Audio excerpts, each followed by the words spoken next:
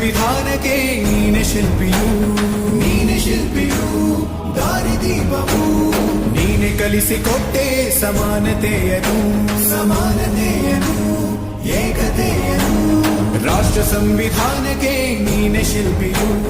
ನೀನೆ ಕಲಿಸಿಕೊಟ್ಟೆ ಸಮಾನತೆಯನು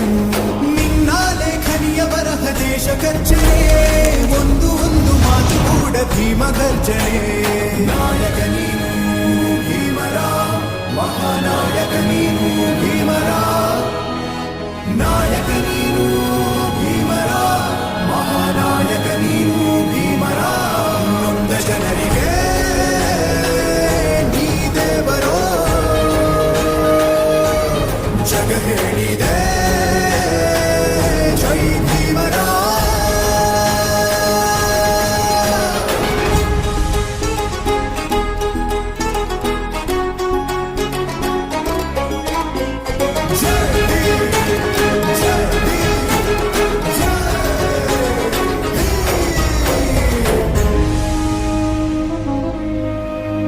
ಸಂಕಟದಲ್ಲಿ ಬಂದೆ ಆಗಿ ಆಧಾರ ನಿನ್ನಿಂದ ಅಸಮಾನತೆ ಈಗ ದೂರ ಸಂಕಟದಲ್ಲಿ ಬಂದೆ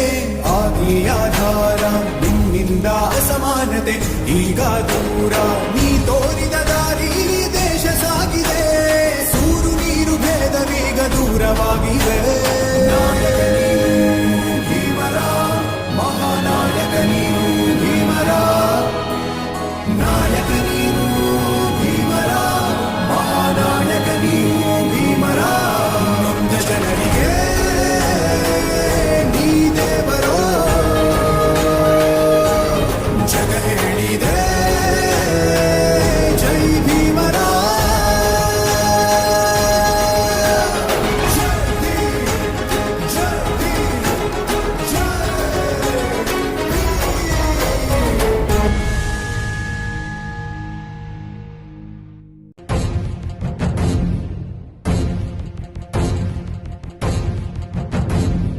ಸಂವಿಧಾನ ಪೀಠಿಕೆ ದೀಕ್ಷಾ ವಿಧಿ ರಾಷ್ಟ್ರಕ್ಕೆ ಭಾರತದ ಪ್ರಜೆಗಳಾದ ನಾವು ಭಾರತದ ಪ್ರಜೆಗಳಾದ ನಾವು ಭಾರತವನ್ನು ಒಂದು ಸಾರ್ವಭೌಮ ಸಮಾಜವಾದಿ ಭಾರತವನ್ನು ಒಂದು ಜಾತ್ಯತೀತ ಪ್ರಜಾಸತ್ತಾತ್ಮಕ ಗಣರಾಜ್ಯವನ್ನಾಗಿ ರೂಪಿಸುವುದಕ್ಕಾಗಿ ಭಾರತೀಯರೆಲ್ಲರಿಗೂ ಸಾಮಾಜಿಕ ಆರ್ಥಿಕ ಮತ್ತು ರಾಜಕೀಯ ನ್ಯಾಯವನ್ನು ವಿಚಾರ ಅಭಿವ್ಯಕ್ತಿ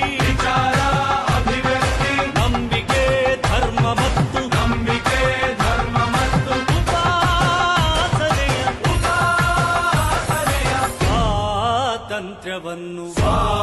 ಸ್ವಾತಂತ್ರ್ಯವನ್ನು ಸ್ಥಾನಮಾನ ಮತ್ತು ಅವಕಾಶಗಳ ಸಮತೆ ದೊರೆಯುವಂತೆ ಮಾಡಲು ವ್ಯಕ್ತಿ ಗೌರವ ದೇಶದ ಏಕತೆ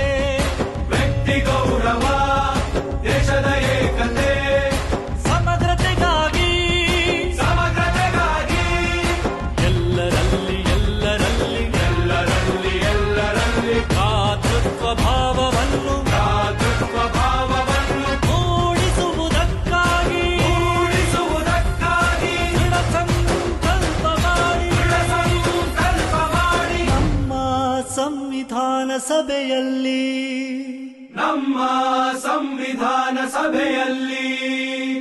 1949 1949 ನವೆಂಬರ್ ತಿಂಗಳ 26ನೇ ದಿನ ಈ ಸಂವಿಧಾನವನ್ನು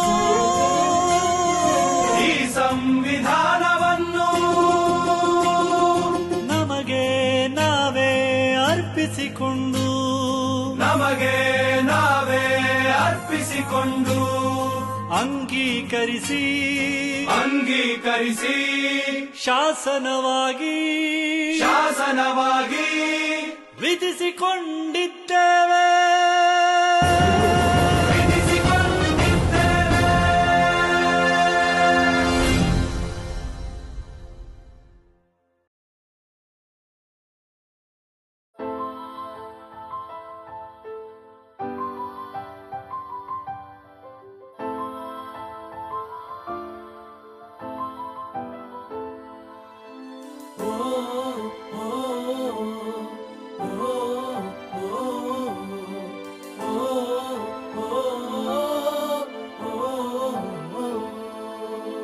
ಭಾರತದ ಪ್ರಜೆಗಳಾದ ನಾವು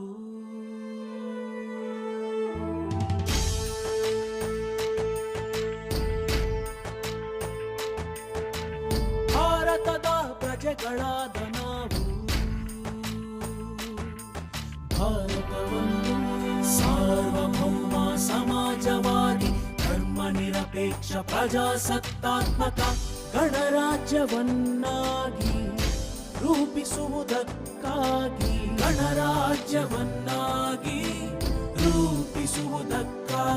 ಭಾರತದ ಎಲ್ಲ ಪ್ರಜೆಗಳಿಗೆ